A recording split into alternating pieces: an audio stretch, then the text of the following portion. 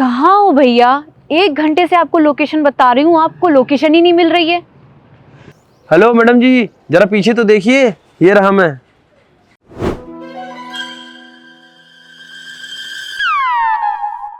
तू कुत्ते कमीने, मेरा पीछा करते हुए तू यहाँ तक आ गया? ओ हेलो, मुझे कोई शौक नहीं तेरा ऑर्डर लेकर यहाँ आने का, ठीक है? ऑर्डर गिरा था इसलिए लेकर आया हूँ। अपना ऑर्डर ले और निकल यहाँ से। बदतमीजी पे उतर आया तू। 1 मिनट रुक, तेरी कंप्लेन करती हूँ, तभी तेरी अकल ठिकाने आएगी। 1 मिनट मैम, प्लीज कंप्लेन मत करिए, रिक्वेस्ट है आपसे। मैम? अच्छा लगा, फिर से बोल। मैम प्लीज आप ऑर्डर कैंसिल मत करिए, मैं इज्जत के साथ आपको आपका ऑर्डर दे रहा हूँ। ठीक है, दो। वैसे यही काम करता है या कुछ और भी करता है? फिलहाल तो मैं यूपीएससी की तैयारी करता हूँ, लेकिन हाँ अगर थोड़ा टाइम बच जाता है तो फिर मैं ये डिलीवरी का काम कर लेता हूँ। और मुझे नहीं पता था कि तुम मिल जाएगी ये ऑर्डर देते टाइम। तुम? आप, मुझे नहीं पता था कि ऑर्डर देते टाइम आप दिख जाएंगी मुझे। चलो ठीक है, कम से कम काम के बहाने तो इज्जत दी तूने मुझे। देखो मैंने ऑर्डर तुम्हें दे दिया है, अब मुझे ऑर्डर के पैसे दो, मैं निकलूँ यहाँ से। पेमेंट तो मैं तुझे दे दूंगी, लेकिन आता जाता रही हो, क्योंकि मुझे तू ये डिलीवरी बॉय के कपड़ों में बड़ा अच्छा लग रहा है। और जब तू मुझे मैम कहता है ना, तो मुझे और सुकून मिलता है। और तुझे छोटी मोटी टिप भी देती रहूंगी, 10-20 रुपए की। वैसे तेरा खर्चा इसी से चलता है, क्योंकि फीस तो बहुत ज़्यादा होती है ना। और तू इस कबाड़ सी बाइक से डिलीवरी कर रहा है, तेरे पास तो अच्छी खासी बाइक थी ना, क्या हुआ उसे? वो क्या है ना कि मम्मी की नौकरी थी, सब कुछ सही चल रहा था मेरी जिंदगी में। अब मुझे मेहनत करना पड़ता है अपनी पढ़ाई के लिए, और मेरी बहन भी बड़ी हो रही है, उसकी शादी भी करनी है। सब कुछ सही चल रहा था मेरी ज़िंदगी में, लेकिन कुछ दिनों से बहुत बड़ी प्रॉब्लम में चल रहा हूँ। पार्ट टाइम काम करना पड़ता है, पढ़ाई भी करनी पड़ती है, कुछ समझ में नहीं आ रहा कि कैसे करूँ। और वो जो बुलेट थी मेरे पास, उसमें काफ़ी पेट्रोल लगता था। मम्मी की नौकरी के पैसे आते थे तो टेंशन नहीं थी। अब डिलीवरी भी करना पड़ता है और अपना खर्चा भी उठाना पड़ता है, तो फिर मैंने वो बाइक बेच दी, तो इसलिए मैंने ये बाइक खरीदी है।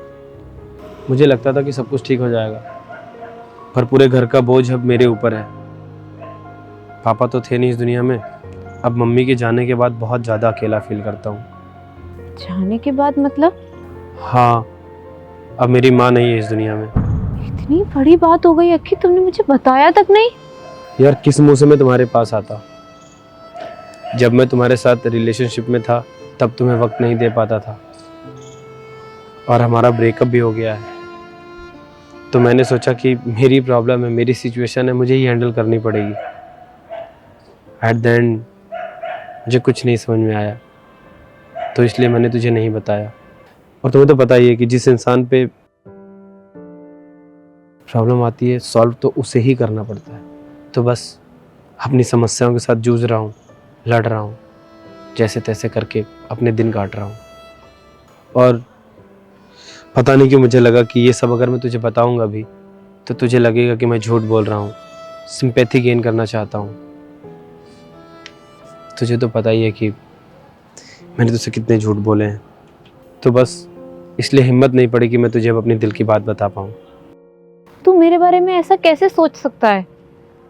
मानती हूँ कि तेरा मेरा रिश्ता ज़्यादा अच्छा नहीं चला है, बट तेरे हर बुरे हालात में मैं तेरे साथ खड़ी रही हूँ, कभी तुझे गलत नहीं समझा। सॉरी यार, अभी मुझे लग रहा है कि अपने दिल की सारी बात मुझे तुझे बतानी चाहिए, पर मेरे अंदर कभी हिम्मत ही नहीं आई कि मैं तुझसे सारी बात बता पाऊँ। और जानती हो, मेरी वजह से तुम पहले कितना परेशान हुई, और अब मैं नहीं चाहता हूँ कि तुम मेरी वजह से और परेशान रहो, तो बस इसलिए। तुम क्यों सॉरी बोल रहे हो? सॉरी तो मुझे बोलना चाहिए। मैंने जाने अनजाने में तुम्हारा मजाक उड़ा दिया, जो कि मुझे नहीं उड़ाना चाहिए था। पहले पूछना चाहिए था कि तुम ये सब क्यों कर रहे हो। I am sorry. कोई बात नहीं, मैं चलता हूँ, अपना ध्यान रखना। वैसे तुझसे मिलके अच्छा लगा, और तुझे किसी चीज़ की ज़रूरत हो तू मुझसे बोल सकता है। मैं इतनी कैपेबल हूँ कि तेरी हेल्प तो कर ही सकती हूँ ना। थैंक यू सो मच मुझे अंडरस्टैंड करने के लिए। और तू सच में बहुत समझदार है। शायद कहीं ना कहीं मैं ही गलत था, मैं तुझे ना समझ रहा था। चल ठीक है, मैं चलता हूँ।